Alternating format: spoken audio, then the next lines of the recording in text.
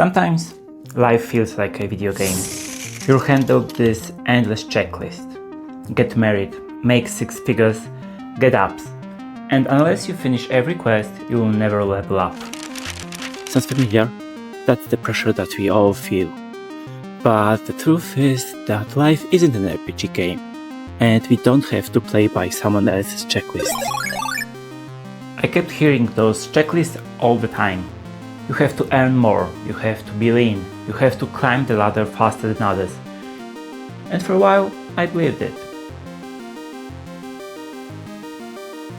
I compared myself to friends. They were moving up in their careers, but I felt stuck. I couldn't enjoy the things that I already had because I was too busy worrying of the things that I didn't have. But at some point, something clicked. Life isn't about finishing someone else's quests. It's about leveling up in your own way. Inventing your own quests, fighting only the battles that matter, and most important, enjoying the journey. When it comes to work, the checklist is always the same. Climb the ladder, get the promotion, earn more, and hopefully have your own apartment. And if you're not ticking those boxes fast enough, the world makes you feel like you're behind. I remember comparing myself to friends. Some of them were already managers, directors, earning way more than me. And I was sitting there thinking, what's wrong with me? Why am I not moving that fast? I was so focused on their race that I completely lost sight of my own path. And that kind of pressure, it eats your life. You stop sleeping well, you reply every conversation in your head.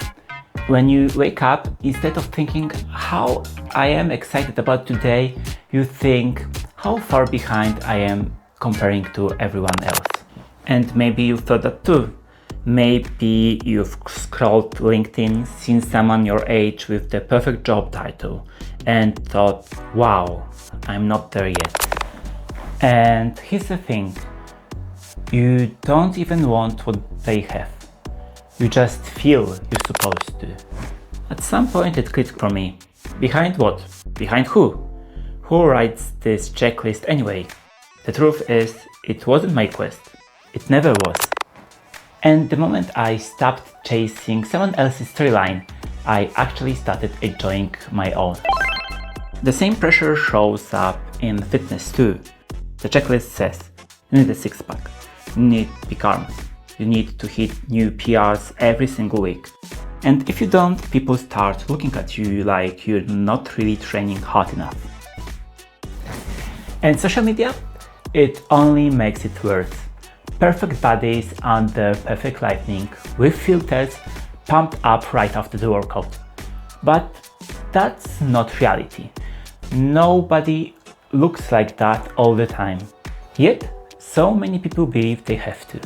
From what I've seen in the gym and during my CrossFit journey, people don't really notice if you fail. And if they do and say something mean, their opinion should be the last one you really care about. Because people who are really focused on training knows how much effort it takes, so they would cheer for you, not judge you. For me, CrossFit was never just about how I look. Okay, guilty as charged, sometimes it is, but it's not priority number one. Health, coordination, feeling strong in everyday life, those matter most. And honestly, it's about the mind. It keeps me grounded. My reasons for training kept changing over the years. At first, I just wanted to feel fitter, and then I focused on strength. Later, it was all about learning new skills, and every stage gave me something different. In a way, my checklist evolved too. It grew with me, with my experience, and that evolution, that's the most rewarding part. I used to chase numbers on the whiteboard, but now I care more about the process. And funny thing is that if you focus on the work, you don't even realize how much progress you've made. It's already September And when I think about all the things that I've achieved in CrossFit, like bar muscle up, clean, snatches, or double unders, man, that's quite a story to tell. So maybe by the end of this year I'll make a video to sum up all the things that I have achieved and to really appreciate change and commitment. So I don't fixate on how far I need to go, but instead look back at how far I've already come. It's not about lifting the heaviest barbell every week. It's about showing up, moving well, and getting just a little better. Because real progress, it feels better when it's natural, when it's yours. No shortcuts, no steroids. If you build it naturally, you value it for much more than if you got it overnight.